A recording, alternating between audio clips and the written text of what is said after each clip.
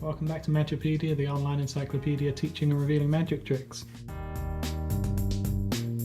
Now, can you just cut off a small portion of cards and turn them over and put them back down?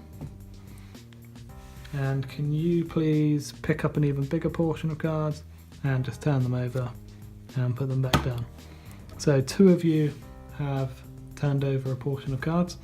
Now let's just find out which card, because we've already seen this one, so let's have a look and see which card is the first one that's face down, this one here. So could you both please have a look and remember that card? And it should be the 7 of diamonds. Okay, so let's have a look at how this one works. This is a force that works well with 2 people. But you can just do it with 1 person if you like, but it's quite nice to use 2 people because they can each get to do something that sort of makes it more random. So the first person will cut off a portion of cards. You kind of want to linguistically push them towards picking up a smaller portion of cards, so there's something left for the other person, otherwise it can kind of go wrong. So the first person cuts off a portion of cards, turns them over, puts them back down. And now you've placed the force card. The force card was on top, so 7 diamonds on top. They're turning over. Here's the 7 diamonds, and they're putting it down here.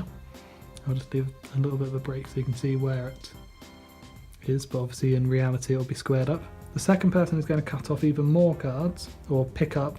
You might not want to say cut with this, but just pick up an even bigger block of cards. Remember, it will be squared up. So let's say they cut off that many. Now when they turn these around, your force card is here. All of these cards are currently face down. When you turn them over, there'll be all the face up cards, and your force card is here. But with 2 people picking up and turning over cards, they're not following that. So you make an excuse for the fact that you've already seen this card. So you go to the first card that's just randomly face down, and they have a look at it and remember it, and then you reveal it however you want, okay? You don't just say, and it's the 7 of diamonds, you know. You want it either written down in an envelope before you start, or a much better reveal than that, okay? I have got to be honest, I don't do a lot of magic where I force a card and reveal cards, because I feel like that's, you know, exactly what they're expecting a card magician to do, and I don't want to just do... I don't want to do what's expected all the time. So when I'm doing magic, I try and do things that they haven't seen before, or they're not just going to say, "Oh yeah, my uncle does a trick like that." But if you've got interesting ways to reveal cards, or you need to force cards for something, then the cut deeper force is quite good, particularly if you've got 2 spectators. It's completely self-working and it's hands off, and you can kind of shuffle the cards before you start, but keeping it at the top. You know, you can just do a riffle shuffle, keep it at the top, overhand shuffle, but keep it at the top by putting pressure here and here, so it's still at the top, and shuffling off. Okay, so you can kind of shuffle the cards yourself before you start, or you could have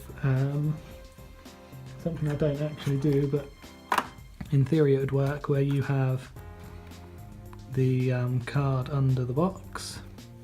I might not put it on the table because it probably won't, when I pick it up it won't work, but if you're working with, you know, a normal table's got a tablecloth, or you can put it on top of something else, so they can shuffle the cards. You know, any trick that starts where they get to shuffle them is better, so they've shuffled them. They give them back to you. In theory this will be closer to you, so you say, hang on, we just need to move that and move that, so I can clear some space, and I've just dumped it on top. I mean, I would not feel comfortable at all doing it, but if people are distracted and it's a busy atmosphere, then you might be able to get away with something like that if you want them to shuffle it, or you could have it palmed, which I never ever do. I don't know how to palm. I think it's something like that, and you know, I'm kind of against trying to teach things that I don't actually have any experience of on YouTube, because that's kind of what's wrong with the whole thing of teaching magic on YouTube is you've got people who have no idea how to do things trying to teach things, which is apparently what I'm doing right now. So you could have the card palmed off, say, here, can you shuffle these? And you say, great, thanks very much. I don't even know how you non-suspiciously get that back on, but palming is a thing, and palming is something you can use for this trick if you really wish, but that's not what it's about, okay?